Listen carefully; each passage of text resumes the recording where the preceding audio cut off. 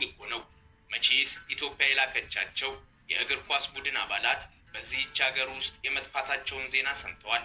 በዛሬው ፕሮግራማችን አንድም እነሱን እንፈልጋለን፣ በዋናነት ግን እንዲጠፉ ያስገደደቻቸው ሀገር ማን ምን ብትሆን ነው እያለን ስለ ሀገሪቱ እንጨዋወታለን። ልብ ያድርጉ፣ ስደትን አናበረታታም፣ ሀገር መክዳትንም ቢሆን እንቃወማለን። በተረፈ ግን እውነታውን አንሸሽግም። ሀገሪቱ ያያት የሰማት ሁሉ ያንቺ ባደረገኝ እያለ የሚጸልይላት የናጠጠች ሀብታም ሀገር ናት። ከዓለማችን በጣም ደስተኛ፣ ሰላማዊ፣ ንጹህና በቴክኖሎጂ ካሸበረቁ ሀገራት ከቀዳሚዎቹ ትሰለፋለች። ከ30 እስከ 35 ሺህ ለሚደርሱ ኢትዮጵያውያን ግን ጸሎታቸው ሰምሮ ሀገራችን እያሉ የሚጠሯት ሁለተኛዋ ቤታቸው ሆናለች። እዚህ እንኳን የሰው የእንስሳቱ የኑሮ ጥራት ያስገርማል። እርግጠኛ ነን ይህንን ሊሰሙ ይቅርና ይኖራል ብለው አይገምቱም። በዚህች ሀገር ግን እንዲህም ይኖራል። እርስዎ ዴይኬር ሲባል የዚህ አይነቱን ነፍስ ያላወቁ ህጻናት የሚውሉበት ማቆያን ይሆናል የሚያውቁት። እዚህ ግን ነገር ዓለሙ ሌላ ነው። የሚመለከቱት ዶጊ ዴይኬር ይባላል። የውሾች መዋለ ህጻናት ማለት ነው። በትክክል ሰምተውናል። በዚህች ሀገር ውሾች በሰለጠኑ ባለሙያዎች እንክብካቤ እየተደረገላቸው የሚቆዩበት የራሳቸው መዋለ ህጻናት ወይም ዴይኬር አላቸው። ጉድ ሳይሰማ ሌላ ዓለም።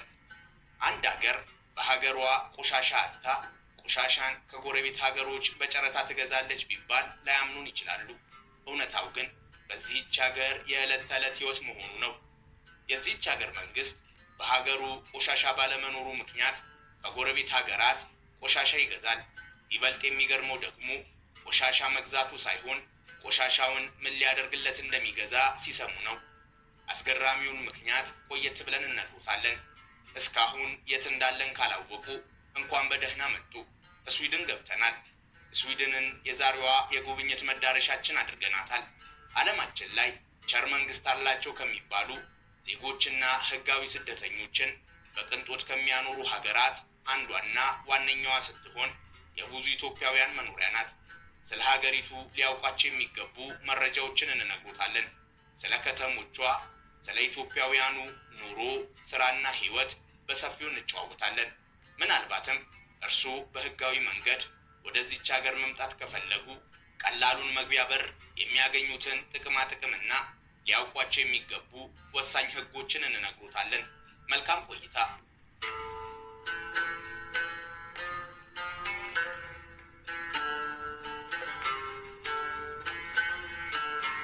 ስዊድን በሰሜን አውሮፓ የምትገኝ የስካንዲኔቪያን ሀገራት አካል የሆነች ከ450 ሺህ ስኩዌር ኪሎ ሜትር በላይ የምትሰፋ ሀገር ነች። በቆዳ ስፋት ከአውሮፓ ህብረት ሀገራት በሶስተኛ ደረጃ ላይ ትቀመጣለች። ከ267 ሺህ በላይ ውብ ደሴቶችና ከ100 ሺህ በላይ ተፈጥሯዊ ሐይቆች አሏት። 70 ከመቶ መሬቷ በደን የተሸፈነ ነው። የ10.5 ሚሊዮን ህዝብ መኖሪያ የሆነችው ስዊድን የብዙ የዓለምን ታሪክ የቀየሩ የቴክኖሎጂ ፈጠራዎችና ድርጅቶች ባለቤት ናት። አይኪያ፣ ስፖቲፋይ፣ ቮልቮ፣ ኤሪክሰን፣ ኤችኤንዴም እና ስካይፒን አምጣ ወልዳለች። እድሜ ለሷ ይሁንና የብሉቱዝ ቴክኖሎጂ ፈጣሪ ሀገር ናት። በሀብትም ቢሆን ስዊድን ዓለምን የምታስቀና ሀገር ናት። የሀገሪቱ ኢኮኖሚ በዓለም ላይ ካሉ በጣም የበለጸጉ የተረጋጉና በቴክኖሎጂ የላቀ ደረጃ ላይ ከደረሱ የኢኮኖሚ ስርዓቶች አንዱ ነው። ሀገሪቱ በነፃ ገበያ መርህ የምትመራ ቢሆንም ጠንካራ የማህበራዊ ደህንነት ስርዓት ያላት ለዓለም አርአያ መሆን የምትችል ሀገር ናት። የሀገሪቱ አጠቃላይ ጂዲፒ ወደ 600 ቢሊዮን የአሜሪካን ዶላር ይደርሳል። 10.5 ሚሊዮን ብቻ ህዝብ ላላት ሀገር ይህ ዓመታዊ ገቢ ምን አርጌ ልጨርሰው ነው የሚያስብል ሀብት ነው። የስዊድን ገንዘብ የስዊድን ክሮኔ ይባላል። 1 ዶላር ወደ 9.50 ከሆነ ወይም አንድ የስዊዲሽ ገንዘብ በእኛ 17 ብር አካባቢ ይመነዘራል። ሀገሪቱ ጠንካራ የፋይናንስ ስርዓትና ዝቅተኛ የመንግስት ዕዳ ያላት በመሆኗ ለዓለም አቀፍ ኢንቨስትመንት በጣም ተመራጭ ያደርጋታል። የስዊድን ኢኮኖሚ በዋናነት ኤክስፖርት መር ኢኮኖሚ ነው።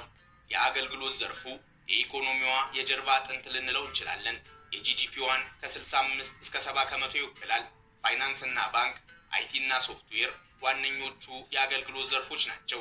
የካንዲ ክራሽ ጌም ፈጣሪ የሆነው ኪንግ፣ የማይንክራፍት ጌም ፈጣሪ የሆነው ሞጃንግ እና የሙዚቃ መተግበሪያው ስፖቲፋይ በየዓመቱ ስዊድን እንኳን የኔ ሆኑ እያለች ገንዘብ የምታፍስባቸው የቴክኖሎጂ ድርጅቶቿ ናቸው። ኢንዱስትሪና ማኒፋክቸሪንግ ይከተላል።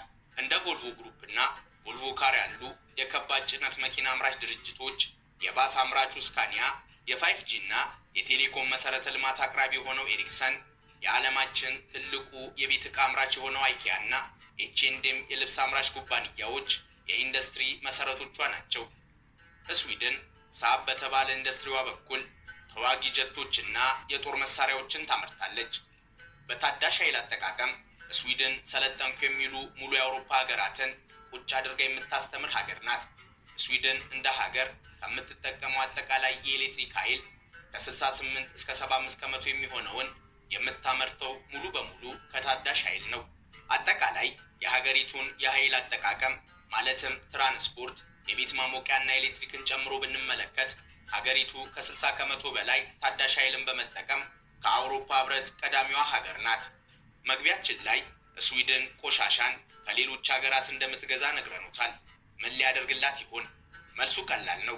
ሀገሪቱ በክረምት ወቅት እንደ ፍሪጅ የምትቀዘቅዝ በረዶ የሚከመርባትና በአንዳንድ አካባቢዋ በክረምት ወቅት አንዴ መሽቶ ለሳምንታት አለፍ ሲልም ለወራት የማይነጋበት ግዛት አላት። ታዲያ ለዚህ ወቅት ብርድ፣ ሙቀት ለጨለማው ብርሃን ይሆናት ዘንድ መንግስት ቆሻሻን እያቃጠለ በታዳሽ ኃይል ለእያንዳንዱ ቤት ትኩስ ውሃ፣ ሙቅ አየርና ኤሌክትሪክ ኃይልን ይልካል። ሀገሪቱ ደግሞ የሰለጠኑ ዜጎች ሀገር ናት። ጥቅሙ ለራሳቸው መሆኑ የገባቸው ዜጎች የቤት ቆሻሻቸውን በአይነት አይነት ለይተው ለቆሻሻ ሰብሳቢዎች ይሰጣሉ። በዚህም ስዊድን በሀገር ውስጥ ከምትሰበስበው ቆሻሻ 99 ከመቶውን ለመልሶ ጥቅም ታውለዋለች። ግን ደግሞ አቅርቦቱን ለሁሉም ተደራሽ ለማድረግ በሀገር ውስጥ የሰበሰበችው ቆሻሻ አይበቃትም። ይሄኔ እንደ እንግሊዝ፣ ኖርዌይ እና አየርላንድ ያሉ በሀገራቸው የራሳቸውን ቆሻሻ የሚያስወግዱበት በቂ ቴክኖሎጂ የሌላቸው ሀገራት ለስዊድን ቆሻሻቸውን እንድትወስድላቸው ይከፍሏታል። ልብ ያድርጉ፣ ስዊድን ቆሻሻ ትገዛለች ሲባል ለሌሎች ሀገራት ገንዘብ ከፍላ ቆሻሻ ታስገባለች ማለት አይደለም። እንደውም ሀገራቱ ራሳቸው ናቸው ቆሻሻቸውን ከፍሎ የሚሰጧት። የተማረ ይግደለኝ ማለት እንዲህ ነው። ስዊድን የምትሞቅበትንና የምትበራበትን ቆሻሻ በነፃ አግኝታም ተጨማሪ ቆሻሻ ማስወገጃ አገልግሎት ክፍያ ትቀበላለች። በአንድ ድንጋይ ሁለት ወፍ ማለት ነው። በእርግጥ ስዊድን ቆሻሻን የምትቀበል ብቸኛዋ ሀገር አይደለችም። ጀርመን፣ ኔዘርላንድ እና እንደ ቻይና ያሉ ሀገራትም የተመረጡ ቆሻሻዎችን ያስገባሉ። የስዊድንን ለየት የሚያደርገው ግን የራሷን ቆሻሻ በአግባቡ ተጠቅማ ስላልበቃት የሌሎችን የምትፈልግ በመሆኗ ነው።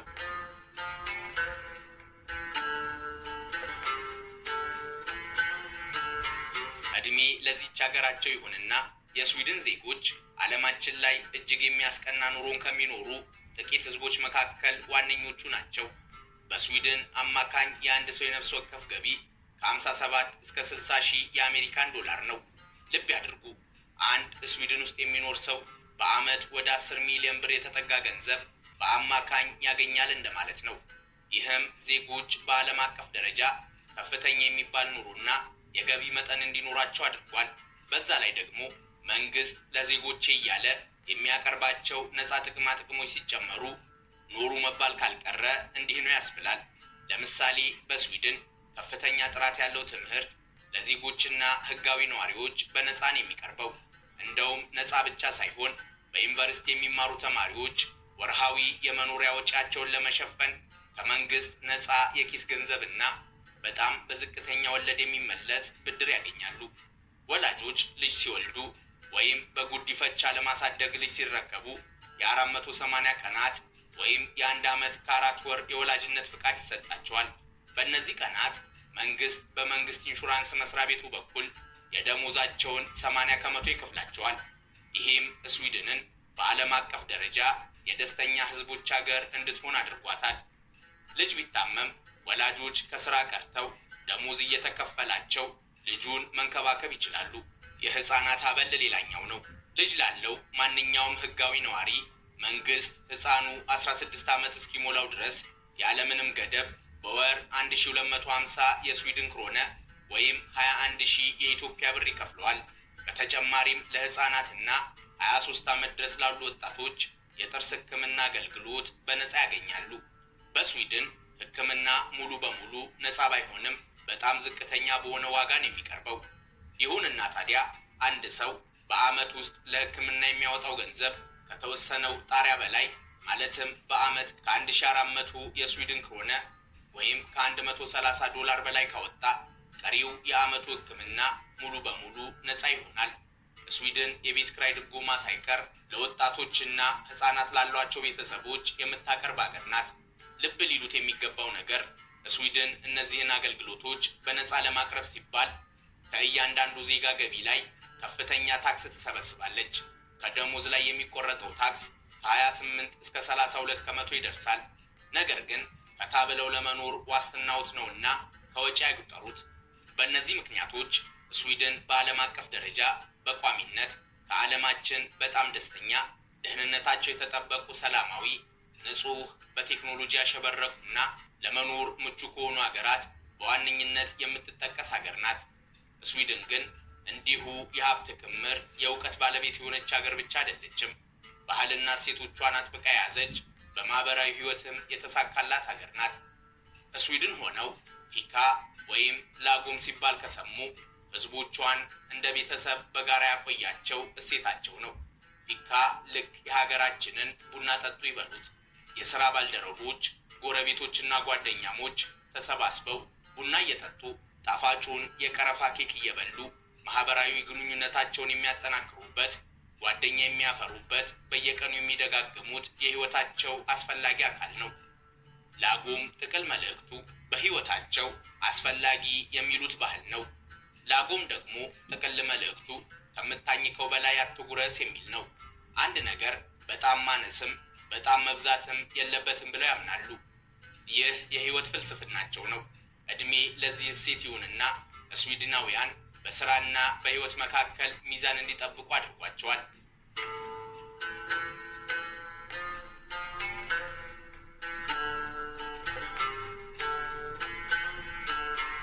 እንግዲህ ወደ 35,000 የሚጠጉ ኢትዮጵያውያንና ትውልደ ኢትዮጵያውያን በእንደዚህ አይነት ምርጥ ማህበረሰብ፣ በእንደዚህ አይነት ምርጥ ሀገር ውስጥ ነው የሚኖሩት። ኢትዮጵያውያኑ በዋነኝነት በትልልቅ የስዊድን ከተሞች ውስጥ ይኖራሉ። ለምሳሌ በዋና ከተማዋ ስቶክሆልም፣ ጎተንበርግና ማልሞ ከተሞች ውስጥ እንደየደረጃቸው ከፍተኛ ቁጥር ያላቸው አበሾች የሚኖሩባቸው ከተሞች ናቸው። በስዊድን የሚኖሩ ኢትዮጵያውያን በዋነኝነት በሰርቪስና ሄልዝ ኬር፣ በትራንስፖርትና ዴሊቨሪ፣ በኢንጂነሪንግና ቴክኖሎጂ እንዲሁም በግል የሥራ ዘርፍ ተሰማርተዋል። በስዊድን ከሚኖር አጠቃላይ ህዝብ ውስጥ ወደ 21 ከመቶ የሚሆነው ስደተኛ ሲሆን ከፍተኛውን ቁጥር የሚይዙት ከአውሮፓና ከስካንዲኔቪያን ሀገራት የመጡ ዜጎች ናቸው። የእስያና የመካከለኛው ምስራቅ ሀገራት ዜጎች እንዲሁም እንደ ሶማሊያ፣ ኤርትራና ኢትዮጵያ ያሉ የአፍሪካ ሀገራት ዜጎች ይከተላሉ። እንደ ጥናቶች ከሆነ በስዊድን ከሚኖሩ 5 ሰዎች አንዱ ስደተኛ ነው።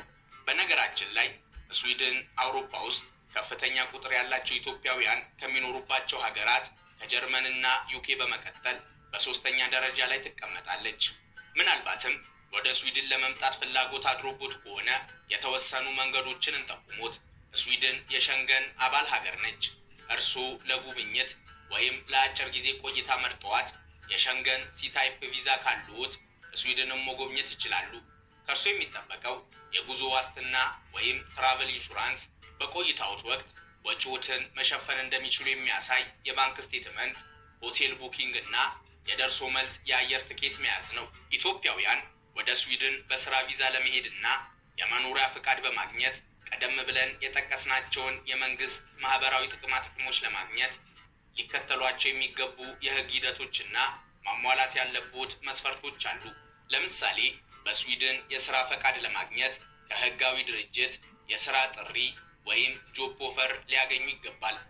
ስራውን ቢያገኙም አሰሪው የስራ ቦታውን ለእርሶ ከመስጠቱ በፊት ማስታወቂያውን በአውሮፓ ህብረትና በስዊድን የሰራተኞች ፖርታል ላይ ቢያንስ ለ10 ቀናት አውጥቶት የነበረ መሆን አለበት።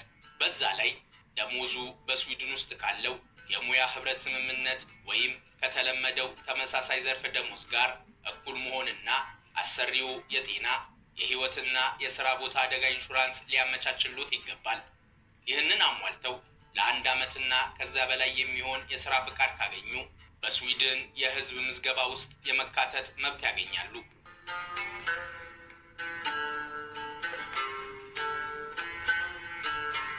በ14 ደሴቶች ላይ የተገነባቸው የስዊድን ዋና ከተማ ስቶክሆልም ትባላለች። ስቶክሆልም የስዊድን ትልቋና ዋና ከተማ ስትሆን በዓለም ላይ ካሉ ውብ፣ ንጹህና ዘመናዊ ከተሞች አንዷ ናት። በከተማዋ ውበትና በአኗኗር ዘይቤ ቬነስ ኦፍ ዘ ኖርዝ እያሉን የሚጠሯት በየዓመቱ በታህሳስ ወር በፊዚክስ፣ ኬሚስትሪ፣ ሕክምናና ኢኮኖሚክስ የኖቤል ሽልማት ያሸነፉ ሳይንቲስቶች ሽልማታቸውን የሚረከቡትና ቅንጡ ግብዣ የሚደረግላቸው በዚህች ታሪካዊ ከተማ ነው። ስቶክሆልም የመጀመሪያዋ የአውሮፓ አረንጓዴዋ ከተማ ናት። 30 ከመቶ የሚሆነው ክፍሏ በፓርክና አረንጓዴ እጽዋት የተሸፈነ ነው። 14 ደሴቶች ላይ የተገነባች ሲሆን እነዚህን ደሴቶች በተለያየ አቅጣጫ የሚያገናኙ ከ50 በላይ ድልድዮች አሏት። ስቶክሆልም ምን ያህል ጽዱ እንደሆነች የሚረዱት በከተማዋ መሃል የሚገኘው የሐይቅ ውሃ በጣም ንጹህ ከመሆኑ የተነሳ ሰዎች መዋኘትና አሳ ማጥመድ ይችላሉ። ስቶክሆልም ከአሜሪካዋ ሲሊከን ቫሊ ቀጥሎ እንደ ስፖቲፋይ፣ ክላማና ኪንግ ያሉ በርካታ ቢሊዮን ዶላር የሚያወጡ የቴክኖሎጂ ኩባንያዎችን በማፍራት ከዓለማችን ሁለተኛዋ ሀገር ናት። ስቶክሆልም ዛሬ በቴክኖሎጂና ዘመናዊነት ከማሸብረቋ በፊት መነሻዋ እዚህ ስፍራ ላይ ነበር። ይህ የሚመለከቱት በያኔው አውሮፓ በስዊድን ሀገር በስቶክሆልም ከተማ የነበረውን ሕይወት የሚያሳይ በ13ኛው ክፍለ ዘመን የተገነባ የስዊድን የድሮ ከተማ ነው። ጋምላስታን ይባላል። በቀለማት ባሸበረቁ ህንፃዎችና የጥንት የስዊድን አኗኗር የሚታይባቸው ሰፈሮች ያጌጠ ነው። ስቶክሆልም በዓለም ረጅሙ የኪነ ጥበብ ጋለሪን የያዘች ከተማ ናት። ሙዚየም እንዳይጠብቁ ታዲያ ይህ ጋለሪዋ የሚገኘው በመሬት ስር በተገነባው የባቡር ጣቢያዋ ነው። የስቶክሆልም የመሬት ስር የባቡር ጣቢያ ተራ የትራንስፖርት ቦታ ሳይሆን የጥበብ ማዕከል ነው። ከ100 የሚጥሩ ጣቢያዎች ውስጥ ከ90 በላይ የሚሆኑት በውስጣቸው ቅርጻ ቅርጾችን፣ ስዕሎችንና የተለያዩ ውብ ንድፎችን የያዙ በመሆናቸው የዓለማችን ረጅሙ የኪነ ጥበብ ጋለሪ ተብለው ይጠራሉ። ስቶክሆልም መጥተው ከአገሮት ልጆች ጋር መጨዋወት ከፈለጉ ሃሎምቤርገን ወይም ሰምቤበርግ ብለው ይምጡ።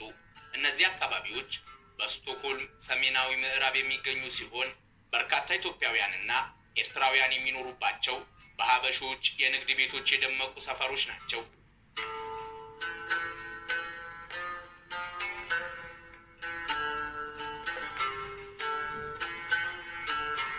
የኢንዱስትሪና የወደብ ከተማዋ ጎተንበርግ የስዊድን ሁለተኛዋ ትልቋ ከተማ ናት።